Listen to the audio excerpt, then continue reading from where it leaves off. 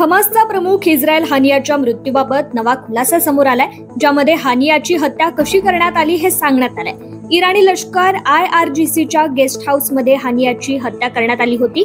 ज्या बॉम्बने हानियाची हत्या करण्यात आली तो बॉम्ब 2 महिन्यांपूर्वी तेहरानमध्ये तस्करी करून ठेवण्यात आला होता, असा खुलासा समोर आलाय.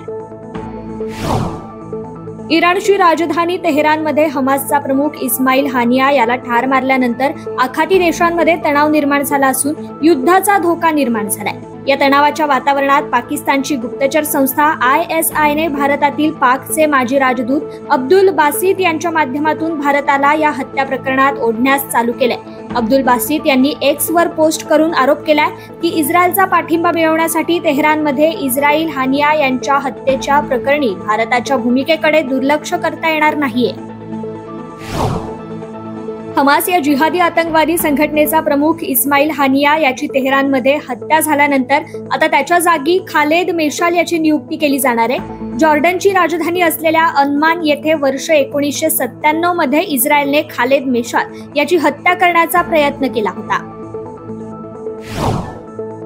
गोलान हाईट्सवरून सुरू झालेल्या वादाने आता रौद्र रूप घेतलं असून इस्रायलने आपला कमांडर मारला याचा बदला हिजबुल्लाने घेण्यास सुरुवात केली आहे. काल रात्री उशिरा हिजबुल्लाने इस्रायलवर अनेक रॉकेट डागली आहेत. यापैकी 5 रॉकेट्स इस्रायलच्या भूभागावर कोसळली. उर्वरित रॉकेट्सना आयर्न डोमने हवेतच नष्ट केलंय. गेल्या 9 महिन्यांपासून इस्रायली सैन्य बदल्याच्या आगीत होरपळतंय. दरम्यान आता इस्रायली संरक्षण दलाने पॅलेस्टिनी इस्लामिक जिहादच्या शस्त्रास्त्र निर्मितीचे उपप्रमुख मोहम्मद अल जाबरीची हत्या केल्याची माहिती समोर आली आहे. इस्रायली डिफेन्स फोर्सेस आपल्या ऑपरेशन आणि जाबरीच्या मृत्यूची माहिती दिली आहे. अमेरिकेत येत्या 5 नोव्हेंबर रोजी राष्ट्राध्यक्ष पदाची निवडणूक होणार आहे. रिपब्लिकन पक्षातर्फे डोनाल्ड ट्रम्प आणि डेमोक्रॅटिक पक्षातर्फे कमला हॅरिस मैदानात उतरलेत. दोघांमध्ये जोरदार टक्कर दिसतीये. अशातच 60हून अधिक दक्षिण आशियाई अमेरिकन राज्य आणि स्थानिक निवडणूक आलेल्या नेत्यांनी कमला हॅरिस यांना अध्यक्षपदासाठी पाठिंबा दिलाय.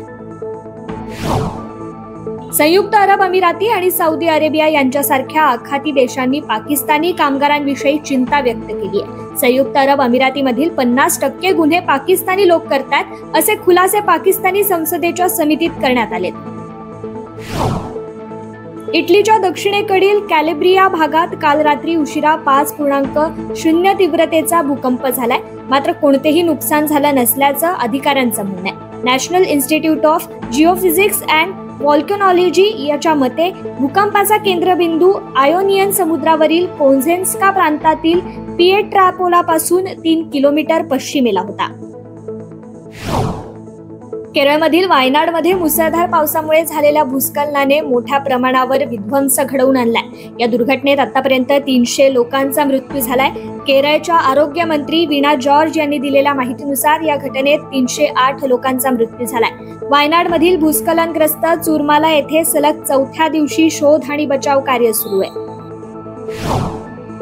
संपूर्ण देशाला हादरवून सोडणाऱ्या इलेक्टोरल बॉन्ड प्रकरणासंदर्भात सर्वोच्च न्यायालयाने मोठा निर्णय दिलाय.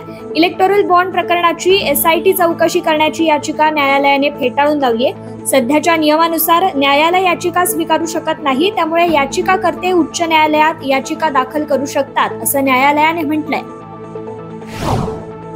देशभरातील विद्यार्थ्यांसाठी मोठी बातमी आहे. नीट परीक्षा पुन्हा घेतली जाणार नाहीये, कारण नीट पेपर लीक प्रकरणी सुप्रीम कोर्टाने आजच्या सुनावणीत महत्त्वपूर्ण निकाल दिलाय.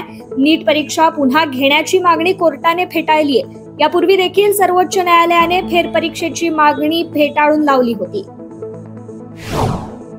मागील अनेक महिन्यांपासून मणिपूरचं वातावरण तापलंय. मणिपूरमध्ये अनेक हिंसक प्रकार घडले असून याचे परिणाम संपूर्ण देशावर झालेत. मागील 2023च्या मे महिन्यापासून मणिपूरमध्ये संघर्ष सुरू होता. अखेर हा संघर्ष आता संपणार आहे. एका जिल्ह्यातील कुकी व मैतेई समाजामधील वाद आता शमणार असून या 2 समाजामध्ये शांतता करार करण्यात आलाय. यामुळे केंद्र सरकारवर मणिपूरबाबत असणारा मोठा तणाव आता थोडा कमी झालाय. अमेरिकन चिप निर्माता कंपनी इंटेलने काल कर्मचारी कपातीची घोषणा केली आहे. इंटेल कंपनी 15% कर्मचाऱ्यांना नारळ देणार आहे. या कंपनीमध्ये सध्या 1,24,000हून अधिक कर्मचारी कार्यरत असून जवळपास 18,000 कर्मचाऱ्यांना कामावरून काढून टाकण्यात येणार आहे. यंदाच्या वर्षी खर्चात $20 अब्ज कपात करण्याची इंटेलची योजना आहे. भारताची star shuttler PV Sindhu Paris ऑलिम्पिकमधील पदकाच्या शर्यतीतून बाहेर पडली आहे. भारताची स्टार बॅडमिंटनपटू PV सिंधू प्री क्वार्टर फायनलसाठी चीनच्या ही बिंगजिओचा सामना करत होती. जिओने सिंधूचा 21-19 आणि 21-13 असा पराभव केला. त्यामुळे भारतीय चाहत्यांमध्ये आता निराशा पसरली आहे. संयुक्त राष्ट्र महासभेचे अध्यक्ष डेनिस फ्रान्सिस यांनी डिजिटल क्रांती आणि देशाच्या ग्रामीण भागात बँकिंग सेवांचा विस्तार करण्यावर लक्ष केंद्रित केल्याबद्दल भारताचं कौतुक केलंय. त्यांनी म्हटलंय की गेल्या 5 ते 6 वर्षात 80 कोटी भारतीयांना गरिबीतून बाहेर काढण्यात आलंय. केवळ स्मार्टफोनच्या वापराने ही क्रांती घडली आहे असंही त्यांनी म्हटलंय.